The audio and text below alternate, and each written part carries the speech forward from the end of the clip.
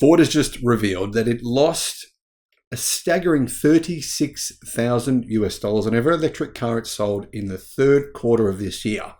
So it's really little wonder that Ford is trying to slow down its electric car plans. The start of this year, Ford said it would hit a run rate of 500,000 EVs by the end of this year. The current run rate is around 80,000. You can't really blame Ford, considering the context that they say they lost $1.3 billion from the strikes, and even more as a result of manufacturing EVs that are really relatively inefficient. Hello, my friends. Welcome to the channel. Great to see you. I'm Sam Evans. You're watching the Electric Viking. Ford has warned on EV results, withdrawing its 2023 forecast and its commitment to EV sales and production. In fact, it's also said it is strongly considering its joint venture plans. It already had plans for an EV battery factory, a really big battery factory, one of the biggest in the US. It's saying now it's possibly going to cancel that deal. I think that would make sense. I think it'd be a good decision for Ford to cancel it. And I'll explain why at the end of this video, and then you can kind of see that it does make sense for them to cancel it and do something else. Now, Ford Motor Company has revealed on Thursday that it withdrew its full year results forecast due to uncertainty over the pending ratification of its deal with the United Auto Workers Union, and warned of continued pressure on electric vehicles, sending shares of the company down more than 4%. In fact, Ford shares are down 15% over the past 28 days, 15%, and 30% over the past 3 months. Now, to give you some context on this, Ford's share price was $32 in 1999, 24 years ago. Today, it's sitting at $10. If you'd invested in Ford 30 years ago, you would have 80% less money if you include inflation in these statistics. 80%, you'd be screwed. What about Ford? Are they screwed? Well, I think they can dig their way out of this hole. I'm going to explain how I think they can in just a minute. The union and Ford on Wednesday reached a tentative agreement that included a 25% wage hike for 57,000 workers over 4.5 years. This is going to add a lot more cost to every car they make. In fact, Ford's saying it's going to add over $1,000 in cost to every car it makes in the United States. But this did end the strike at some of the automakers' biggest factories. So it allows Ford to get back to work and to start making cars to try and start making some money again rather than losing it. Ford expects the new contract will add around $1,000 in labor cost per vehicle, says Chief Financial Officer John Lawler. The concessions made by the company are significant, said CFRA research analyst Gary Nelson to an investor note on Thursday. And the truth is here, Ford are putting themselves in a very difficult position, but they didn't have much choice. They had to come to a deal with the union. Otherwise, they would have continued to just lose money. And they really had very little choice here. Here's what they said. They will weigh on margins and affect its competitiveness relative to Tesla and other non-union automakers. In fact, a lot of media said this deal wasn't just a win for the unions, it was a deal for Tesla, a win for Tesla. Personally, I think it's a loss for pretty much everyone, because we all benefit by having American manufacturers. Of course, you can see what's happening to European manufacturers. They're being swallowed by the Chinese. It's not as quickly as that, but it's happening quicker than what people realize. North America needs to kind of be a bastion of Western manufacturing. In my opinion, this is really the last stand here. I think Trump is correct when he says this. Now, Trump says a lot of things that I think are crazy, but when he talks about the auto market, he's right that America could lose its auto market to China.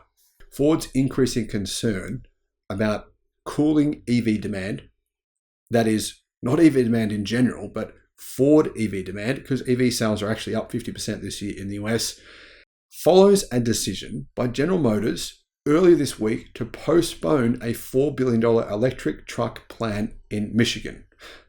What does this mean? Well, General Motors are now saying the Chevy Silverado EV is essentially dead in the water until maybe 2025. This does give Tesla more of an opportunity in the market with the Cybertruck. Lawler reiterated that Ford will delay some of its planned multi-billion-dollar investment in new EV and battery production capacity, citing tremendous downward pressure on prices. Ford lost an estimated $36,000 on each of the 36,000 electric vehicles it delivered to dealers in the third quarter of this year. That's even more than its estimated $32,350 loss per EV in the second quarter. I can't understand this. For some reason, Ford's losses on its EVs have grown. So they lost 32,500 basically in the second quarter. Third quarter comes along, losses increase to 36,000. You would think Ford would figure out a way, right, to make the cars more efficiently, and battery pack prices during that period of time actually came down by 30%. So that approximately would cost 40% of the car. Make the Ford F-150. The batteries in the Ford F-150 are very big. So the approximate cost to make a Ford F-150, the battery part of it, is 40%. If battery pack prices came down 30%, why did Ford's losses increase by, another 10%? It doesn't add up. It's strange. Ford's efficiencies should be improving, but things are getting worse. And now that Ford have signed this deal, I realize, workers would feel like this is good. In the long term, it may not though. They may lose their jobs. That's a big concern that I have personally, because Ford and General Motors have both fired thousands and thousands of staff this year. During Ford's second quarter earnings in July, Chief Executive Officer Jim Farley said the company would slow the ramp up of money-losing EVs, shifting investment to Ford's commercial vehicle unit and citing plans to quadruple sales of gas-electric hybrids over the next 5 years. In other words, Ford is pivoting away from its EV strategy to hybrids. Will this work for them? Is this a good strategy, a good plan? I'm not so sure. What do you guys think? Let me know in the comments. But one strategy I think is a smart one is this. If Ford is cancelling its plan to build ternary batteries, lithium ternary batteries with SK On, the South Korean battery manufacturer in the US, that could be a good move because it will be able to more cheaply make lithium iron phosphate batteries from CATL, significantly cheaper to make those battery types. And also that battery type is significantly more reliable. Considering Ford pays more money on warranties and recalls than any other company in the history, actually.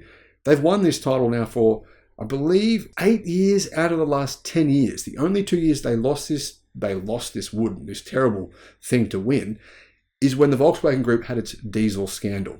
So Ford has some major problems when it comes to warranty issues, quality problems. If they use lithium iron phosphate batteries, which are cheaper to manufacture, simpler to manufacture, last longer and have less issues, that would be a really smart move by them. However, unfortunately, United States lawmakers are firmly against Ford's decision to manufacture LFP batteries under license from CATL in North America. Hopefully they change their mind because they need to. Like many of its competitors, Ford is trying to find the balance between price, margin, and EV demand, Lawler said on Thursday. For consumers, Farley added, affordability is an issue. GM withdrew its 2023 results forecast earlier this week and walked back its often repeated expectation of building 400,000 EVs by mid-2024. General Motors said that between the middle of 2022 and the middle of 2024, it would build 400,000 electric cars. Not really a huge number considering that's a 24-month or 2-year period. But now General Motors are saying, no, we're basically losing too much money on those vehicles, so we're going to decrease production. Ford's adjusted third quarter earnings per share of 39 cents missed the Wall Street average target of 45 cents. Revenue excluding Ford credit of $41.2 billion was slightly under forecasts of $41.2 billion. Ford said its EV unit posted a loss in earnings before interest and taxes of $1.3 billion, bringing its 9-month EBIT loss in total to $3.1 billion. The company had forecast a full-year pre-tax loss of $4.5 billion for the Ford Electric division. Ford said its EV business was experiencing sharply compressed prices and profitability and said customers were not willing to pay a premium for EVs over comparable combustion and hybrid models. Now, that may be the case for Ford, but I think some manufacturers are actually doing really well. It's worth keeping that in mind. Ford's third quarter profit of $1.2 billion compared with a year earlier loss of $830 million is interesting to see, but it's worth considering that the sale and purchase of Rivian stock has affected Ford's actual profitability. It sort of made it look a bit different to what it would have otherwise. Last year's loss included a $2.7 billion non-cash write-down on Ford's investment in the now shuttered Argo Automated Vehicle Division business in Europe.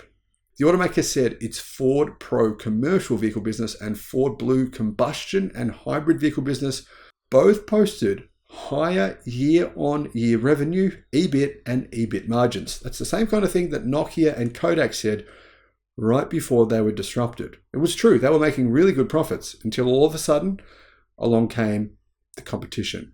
Vehicle sales to dealers in both units were lower though than a year ago. Adjusted free cash flow fell to $1.2 billion from $3.6 billion a year earlier. And Ford have in the meantime gotten a multi-billion-dollar loan from the US government at a low interest rate. Would you call that a bailout? Well, you would if it was Tesla getting that loan. Do we call it a bailout if Ford get it? No, no one's really mentioned it. Guys, let me know your thoughts on all this information in the comments. I hope this was useful to you, and thank you for watching.